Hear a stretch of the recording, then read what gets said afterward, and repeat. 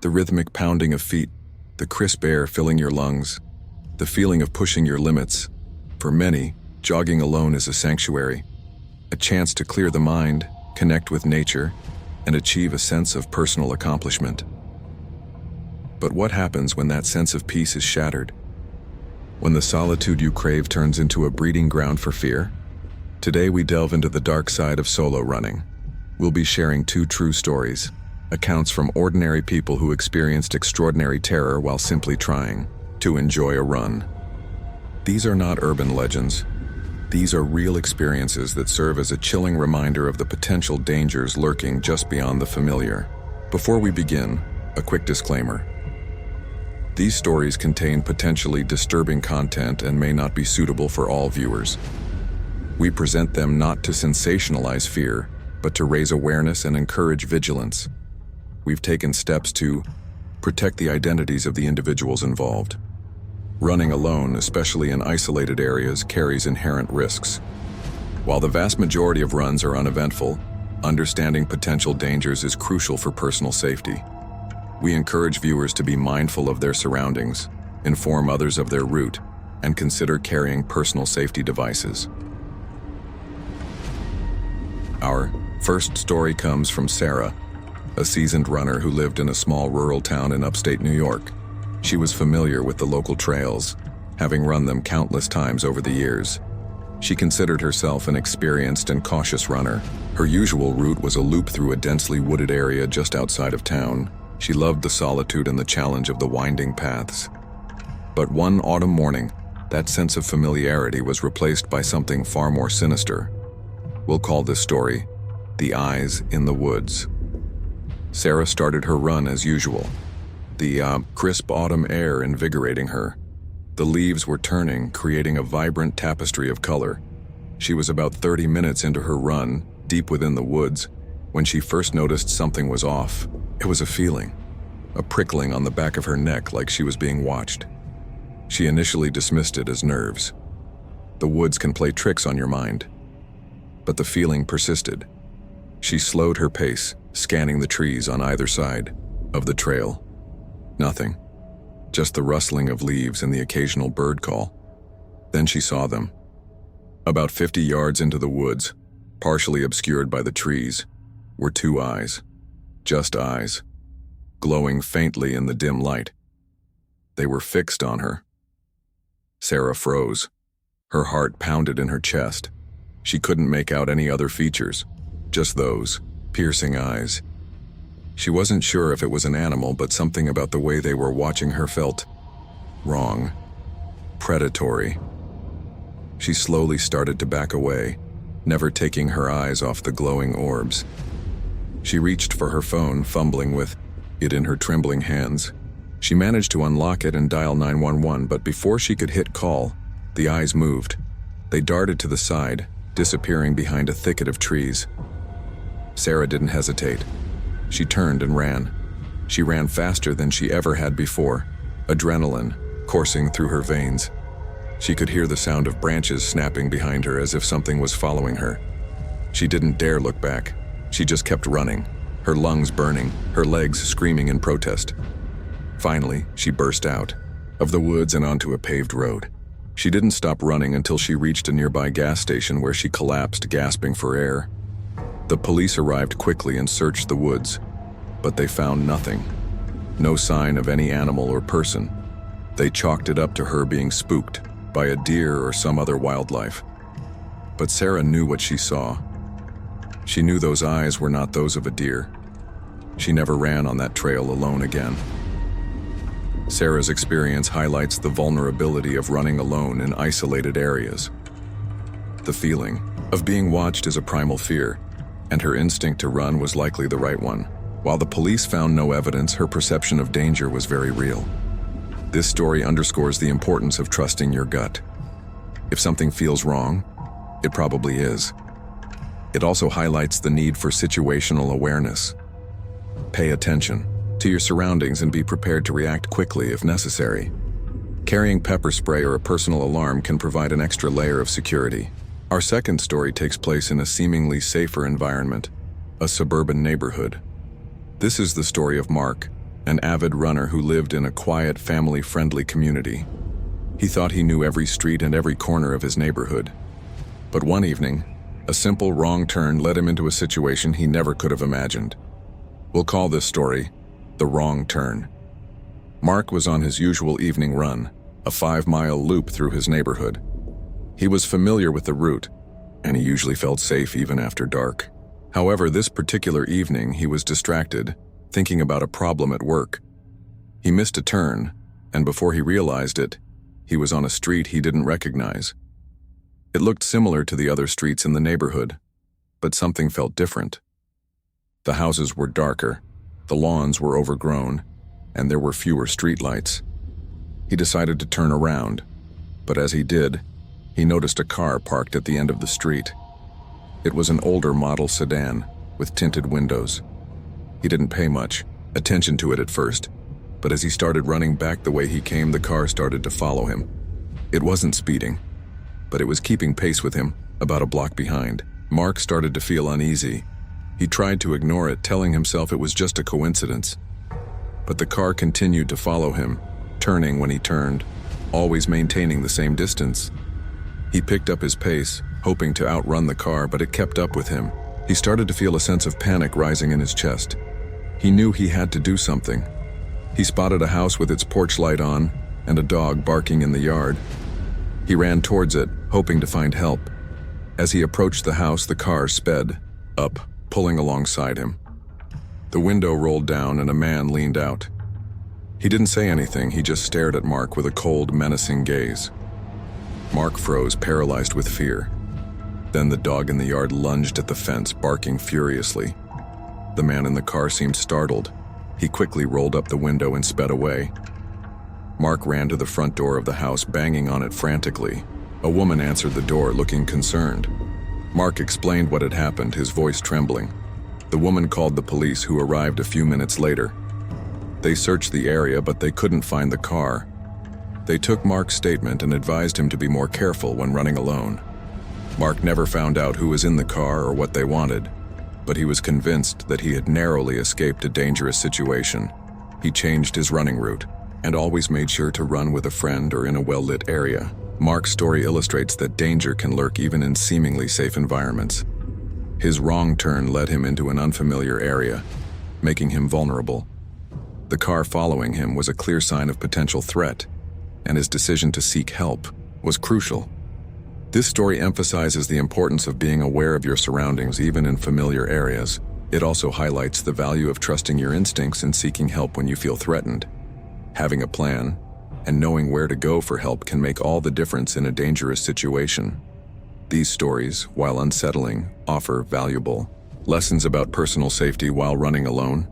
Here are some key takeaways to remember. Our third story takes us to a seemingly idyllic suburban neighborhood where a simple morning run turned into a terrifying ordeal. Liza, a 32-year-old accountant, was a creature of habit. Every weekday morning before the sun fully crested the horizon, she would lace up her running shoes and embark on a 5-mile jog through her quiet, tree-lined neighborhood. It was her ritual, her way to clear her head before the demands of the day consumed her. One Tuesday, however, her routine was disrupted. As she rounded a familiar corner, she noticed a man standing across the street, leaning against a parked car. He was nondescript, dressed in jeans and a dark hoodie, his face obscured by the shadows of the early morning light. Liza didn't think much of it at first, attributing his presence to someone waiting for a ride, or perhaps a neighbor getting ready for work. But as she continued her run, she couldn't shake the feeling that she was being watched. She glanced back and saw the man was still there, now walking slowly in her direction. He wasn't running, just following. Liza tried to rationalize her unease. Maybe he was just going the same way, but her instincts screamed otherwise. She picked up her pace, hoping to distance herself, but the man matched her speed. He remained a constant presence, a silent shadow lurking just behind her. Fear began to grip her. She considered turning around and confronting him, but the thought of facing him alone filled her with dread. Instead, she decided to change her route, veering off onto a less traveled side street. The man followed. Now, Liza was truly terrified. She knew she had to do something. She pulled out her phone, fumbling with it as she tried to dial 911, but her hands were shaking so badly, she kept misdialing. Finally, she managed to connect, but before she could speak, the man began to run towards her. Liza screamed into the phone, dropping it as she sprinted away. She ran blindly, her heart pounding in her chest, adrenaline coursing through her veins. She cut through someone's yard, scrambling over a low fence, desperate to escape. She didn't look back until she reached a busy intersection, gasping for breath. She scanned the street, but the man was nowhere to be seen. Trembling, she retrieved her phone and spoke to the 911 operator, relaying her terrifying experience. Police arrived quickly and searched the area, but the man had vanished without a trace. Liza never saw him again, but the memory of that morning haunted her for years. She stopped jogging alone, always opting for the safety of a running group or a well-lit treadmill. The simple act of going for a run had been irrevocably tainted, replaced by the chilling awareness of her vulnerability. Our next story takes us to a remote hiking trail where the beauty of nature concealed a sinister presence. Johnny, a seasoned trail runner, prided himself on his endurance and his ability to navigate even the most challenging terrain. He often sought out secluded trails, relishing the solitude and the connection with nature. One Saturday morning, he decided to explore a new trail he had discovered online. It was located deep in the woods, far from any signs of civilization. The description promised breathtaking views and a challenging workout. The first few miles were exhilarating. Johnny felt invigorated by the crisp mountain air and the stunning scenery. He was completely alone, surrounded by towering trees and the sounds of nature. But as he ventured deeper into the woods, he began to feel uneasy. He couldn't shake the feeling that he was being watched. He stopped and scanned his surroundings, but saw nothing out of the ordinary. He dismissed his unease as paranoia and continued his run. But the feeling persisted, growing stronger with each passing mile. He started to hear faint noises in the distance, snapping twigs, rustling leaves, sounds that seemed to be following him. He stopped again, listening intently. This time he heard it, a distinct crunching sound like someone walking through the underbrush. It was definitely not an animal. Fear began to creep into his mind. He knew he was miles from the nearest road, completely alone and vulnerable. He started to run faster, desperate to put distance between himself and whatever was following him. But the crunching sound kept pace. It was relentless, getting closer and closer. Suddenly he saw them, two glowing eyes staring at him from the darkness of the woods. They were large and menacing, reflecting the faint sunlight filtering through the trees. Johnny froze, paralyzed with fear. He couldn't tell what kind of animal it was, but he knew it was something large and dangerous. He slowly backed away, his heart pounding in his chest. The eyes remained fixed on him, unblinking. The growling grew louder, more menacing. Johnny knew he had to do something. He grabbed a large rock from the ground and held it in front of him, ready to defend himself. The creature lunged. Johnny screamed and threw the rock, hitting the creature in the head. It yelped and retreated back into the woods. Johnny didn't wait to see if it would return. He turned and ran, sprinting as fast as he could back the way he came. He didn't stop running until he reached the safety of his car, his body trembling with adrenaline. He never went back to that trail again. He couldn't shake the image of those glowing eyes, the sound of that guttural growl. He knew he had narrowly escaped a terrifying encounter, a chilling reminder of the unpredictable dangers that lurk in the wilderness. Our final story is perhaps the most disturbing, a chilling tale of abduction and survival. Jessica, a 25-year-old graduate student, lived in a small rural town. She often went for runs on the quiet country roads that surrounded her home. She felt safe in her community, a place where everyone knew each other. One evening, as the sun began to set, Jessica decided to go for a quick run before dinner. She chose a familiar route, a stretch of road that was usually deserted at that time of day. As she ran, she noticed a white van parked on the side of the road.